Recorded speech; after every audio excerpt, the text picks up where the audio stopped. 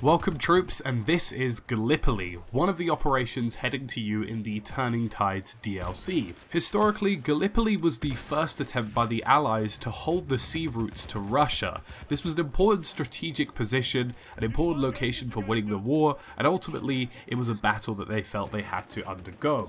It was home to one of the largest battles in World War I and one of the biggest tactical failures that the Allies ever faced, as they made more or less no ground in the actual warfare that took place.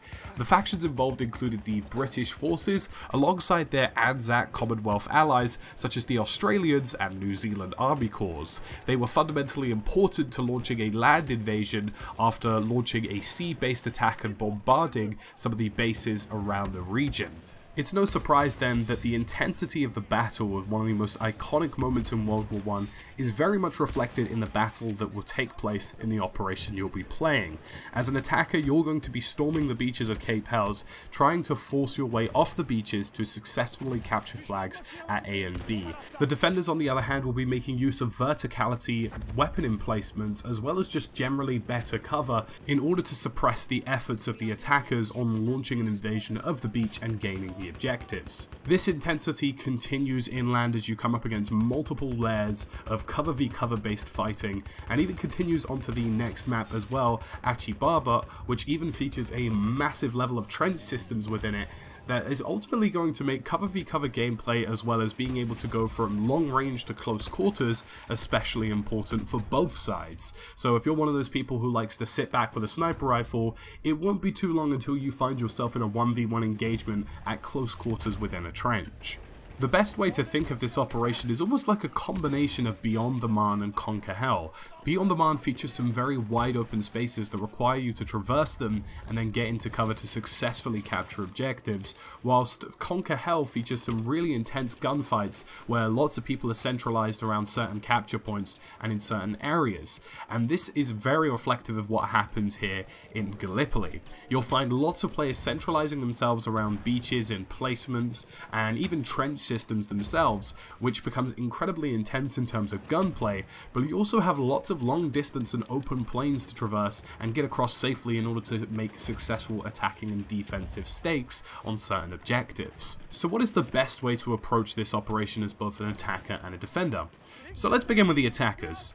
Now, you're going to have yourself coming across large stretches of open space in order to get into places that are very close quarters and very short in distance. You're going to be going from a big open beach to a trench system, and that can become very confusing and very difficult, especially if you're using weapons that are more defined to one distance than another.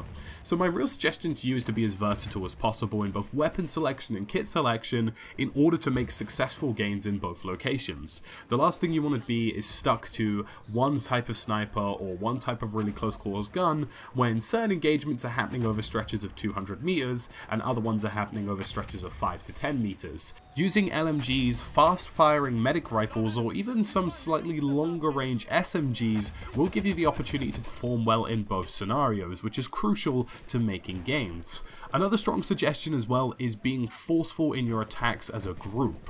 The last thing you want to do, especially in the beach invasion, but even more importantly as you start facing maps in Achibaba and some of the trench systems there, is that if not enough of you are centralized to one attack point, it's most certainly not going to go your way.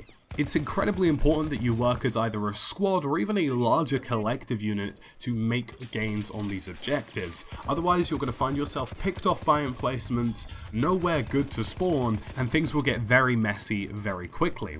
Now, on the flip side of things, if you're a defender, it's not necessarily easy to hold attackers off, especially when they're spilling in waves, invading beaches, or absolutely rushing the hell out of trenches. The same point I made about versatility also applies here, because as a defender, you're going to have to engage at long ranges and at short ranges on both maps across this operation, which means that you need to be versatile in all scenarios.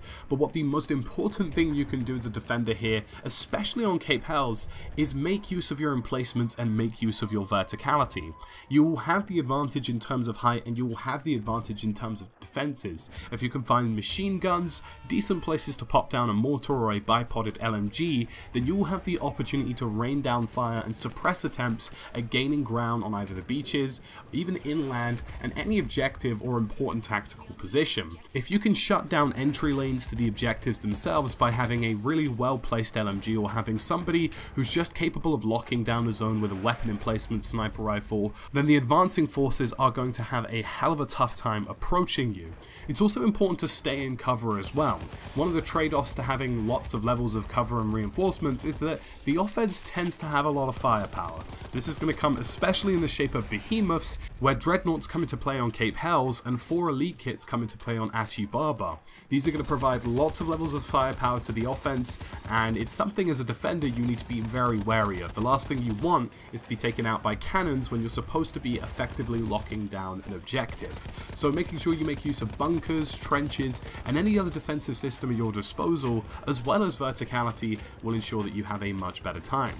So guys, I hope you find this new Operation Gallipoli interesting. It sure as hell offers some great intensity that I think a lot of us love about operations as a mode as a whole, and I think it's going to be a fantastic addition in the Turning Tides DLC. Let me know what you think in the comment section down below, and as always, thank you for watching, and I'll catch you again in the next one.